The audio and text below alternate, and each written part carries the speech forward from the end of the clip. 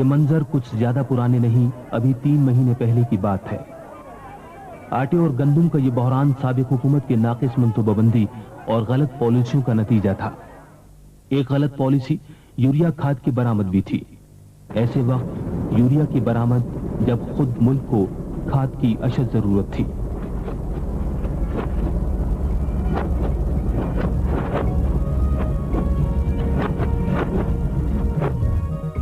پاکستان بنیادی طور پر زرعی ملک ہے۔ مجموعی ملکی پیداوار میں زرعی شعبے کا حصہ 24% ہے۔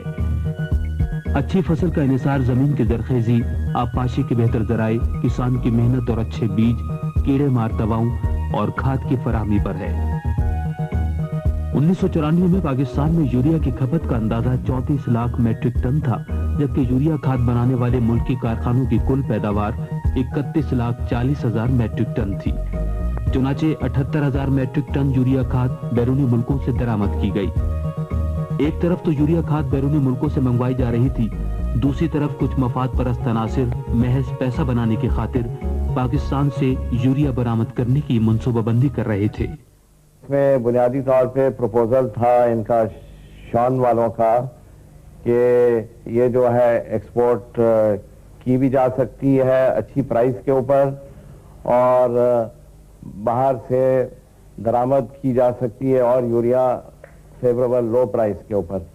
یوریا کی پیداوار کم ہونے کی وجہ سے یوریا کی برآمد پر پابندی عائد کی جا چکی تھی، لیکن ناصر شون کو اس وقت کے حکمرانوں کی قربت حاصل تھی۔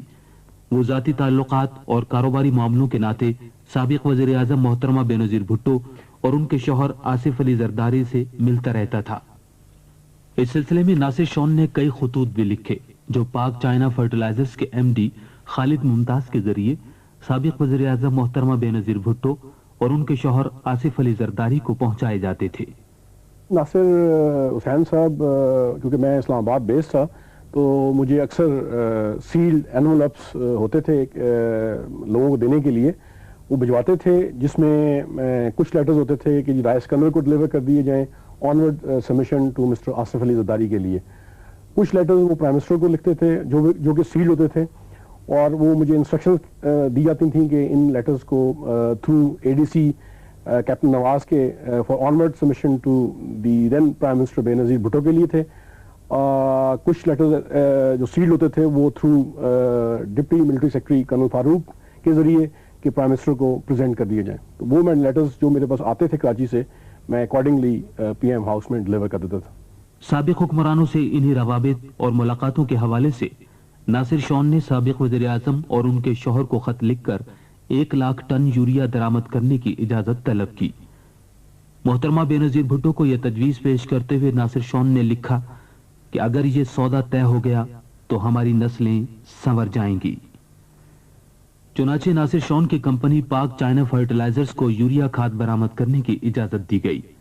اس مقصد کے لیے قواعد و ضوابط کو نظر انداز کر کے کابینہ کی اقتصادی رابطہ کمیٹی کو اعلی کار بنایا گیا۔ کابینہ کی اقتصادی رابطہ کمیٹی نے مزید 30,000 ٹن یوریا کھاد برآمد کرنے کی بھی اجازت دی۔ اقتصادی رابطہ کمیٹی نے منظوری تو 30,000 میٹرک ٹن یوریا کھاد برآمد کرنے کی دی تھی، لیکن 14 فروری 1995 کو ناصر شون کی کمپنی کو جو اجازت نامہ جاری ہوا وہ 50,000 میٹرک ٹن یوریا کھاد برآمد کرنے کا تھا۔ اس میں سے 20,000 میٹرک ٹن کھاد اپریل 1995 میں ریل کے ذریعے واگا کے راستے بھارت بھجوا دی گئی، جس کی مالیت 15 کروڑ 80 لاکھ روپے تھی۔ مزید 10,000 میٹرک ٹن کھاد جولائی 1995 میں بھارت بھیجی گئی، جس کی مالیت 7 کروڑ روپے تھی۔ یوریا کھاد کی تیاری میں سوئی گیس استعمال ہوتی ہے۔ گیس کی لوڈ شیڈنگ ہو تو کھاد کی پیداوار کم ہو جاتی ہے۔ گیس کی لوڈ شیڈنگ اور کھاد کی پیداوار کم ہونے کی وجہ سے ایک بار پھر یوریا کی برآمد پر پابندی لگا دی گئی، لیکن ناصر شون اور اس کے کاروباری ساتھیوں کے عزائم پر کوئی اثر نہ پڑا۔ انہوں نے بھارت کو یوریا کی برآمد کے لیے اپنی کوششیں جاری رکھی۔ ناصر شون اکثر و بیشتر بیرون ملک سرکاری دوروں میں سابق وزیر اعظم محترمہ بینظیر بھٹو اور ان کے شوہر آصف علی زرداری کے ہمراہ ہوتا تھا۔ ناصر شون کے لیے یہ دورے محض سیر و تفریح کا ذریعہ نہیں تھے، وہ اہم کاروباری معاملوں میں پیش رفت کے لیے بھی ایسے ہی دوروں سے فائدہ اٹھاتا تھا۔ اگست 1995 میں قازقستان کے سرکاری دورے میں ناصر شون کو سابق وزیر اعظم کے ساتھ بھارت کو یوریا کھاد برآمد کرنے کے معاملے پر تفصیلی گفتگو کا موقع ملا۔ اس گفتگو کی تفصیل ناصر شون نے 27 اگست 1995 کو اس وقت کے خوراک و زراعت کے وفاقی وزیر نواب محمد یوسف تالپور کے نام اپنے خط میں لکھی ہے۔ ایسا ہی ایک خط ناصر شون نے وزیر اعظم سیکریٹریٹ کے سابق ایڈیشنل سیکریٹری ڈاکٹر وقار مسعود کو بھی لکھا۔ سابق وزیر اعظم کے ساتھ ناصر شون کی اس گفتگو کی روشنی میں بھارت کو مزید یوریا کھاد برآمد کرنے کا معاملہ ایک بار پھر اعلیٰ ترین سطح پر اٹھایا گیا۔ یہ بنیادی طور پہ یہ ہمارا جو اکنامک ونگ ہے پرائم منسٹر سیکریٹریٹ کا، وہ اس کو ڈیل کرتا تھا۔ البتہ میرے پاس بھی آئے تھے ناصر صاحب شون والے، اور مجھ سے ایک دو دفعہ انہوں نے ذکر کیا اور کہ یہ جو ہے معاملہ اس طرح میرا اپروو ہوا تھا ایکسپورٹ، اور وہ رک گیا ہوا ہے اور اس کو کروایا جائے۔ اور پھر وہ انہوں نے میرا خیال ہے پرائم منسٹر صاحب سے بھی وہ ملے تھے اور آصف صاحب سے بھی ملے تھے، اور پھر یہ دوبارہ ای سی سی میں پیش ہوا، بلکہ ہدایت کی گئی کہ اس کو پیش کروایا جائے ای سی سی کے اندر، اور اس کے اندر پھر ای سی سی میں اپروو ہو گیا تھا اس کا ایکسپورٹ۔ ای سی سی یعنی کابینہ کی اقتصادی رابطہ کمیٹی نے یہ منظوری دی بھی تھی یا نہیں؟ اس میں کئی میٹنگز ہوئی، ای سی سی میں بھی دوبارہ گئے اور ہر لیول پہ کئی میٹنگز ہوئی، کچھ میں نے بھی کی۔ آخر کار 12 نومبر کو چٹھی آئی ہمیں پی ایم سیکریٹریٹ سے، ڈپٹی سیکرٹری سے، کہ یہ 20,000 ٹن ڈیسائیڈ کیا ہے کہ یہ بھی ایکسپورٹ کر دیا جائے، اور اس ایکسپورٹ کے بدلے اگر ملک میں ضرورت ہوگی تو یہ اس سے سستا یوریا ملک کے اندر لے کے آئیں گے۔ ناصر شون نے دعویٰ تو یہی کیا تھا کہ اگر ضرورت محسوس ہوئی تو بیرون ملک سے سستی یوریا کھاد منگوا لی جائے گی، لیکن حقیقت یہ تھی کہ ناصر شون کی کمپنی نے کبھی یوریا درآمد کی ہی نہیں تھی۔ پاک چائنا فرٹیلائزر کمپنی جو پرائیویٹائز ہو گئی تھی اور شون گروپ نے اپنی ملکیت میں لے لی تھی، انہوں نے کبھی بھی امپورٹڈ یوریا جو ہے اس کی مارکیٹنگ نہیں کی۔ ناصر شون کو یوریا برآمد کرنے کی اجازت دیتے وقت نہ صرف ملکی ضروریات اور قومی مفادات کو نظر انداز کیا گیا، بلکہ ہر قاعدے قانون اور ضابطے کی دھجیاں بکھیری گئیں۔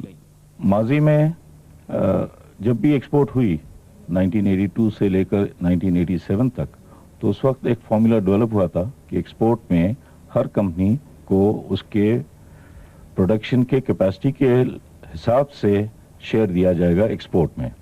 ملک کے اندر تیار ہونے والی کھاد کا صرف 4% پاک چائنا فرٹیلائزرز میں تیار ہوتا تھا، زیادہ تر کھاد دوسری بڑی کمپنیاں تیار کرتی ہیں۔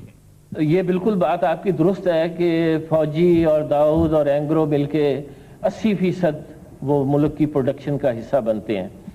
اگر ایکسپورٹ ہونا ہی تھا تو پھر ان کے حصوں میں سے ہونا چاہیے تھا، لیکن ایسا نہیں ہوا۔ پاک چائنا جو شون گروپ کی ملکیت تھی، انہیں ایکسپورٹ کرنے کی اجازت دی گئی، اور ایسے وقت میں اجازت دی گئی جب یقینی طور پہ ملک میں یوریا کھاد ہمارے ہاں خود درکار تھی۔ بھارت کو کھاد برآمد کرنے میں ناصر شون اور اس کے کرم فرماؤں کی دلچسپی کی بڑی وجہ وہ کمیشن تھا جس کا ذکر نہ تو کانٹریکٹ میں تھا اور نہ ہی انوائسز میں۔ جب احتساب سیل نے اس کی یوریا ایکسپورٹ کی انکوائری شروع کی تو انویسٹیگیشن کے دوران یہ چیز سامنے آئی کہ جو ایکسپورٹ آف یوریا کی انوائسز تھیں، کیونکہ کانٹریکٹ میں کمیشن کا ذکر نہیں تھا، تو یہ انوائسز جب جاتی تھیں کراچی میں تو وہاں پہ ان کو چینج کیا جاتا تھا، اور 7% کے قریب ایک یہ کمیشن جو ہے یہ انٹرنیشنل سپلائی کمپنی کو دیا گیا ہے، اور جس کی کہ کانٹریکٹ میں گنجائش نہیں تھی۔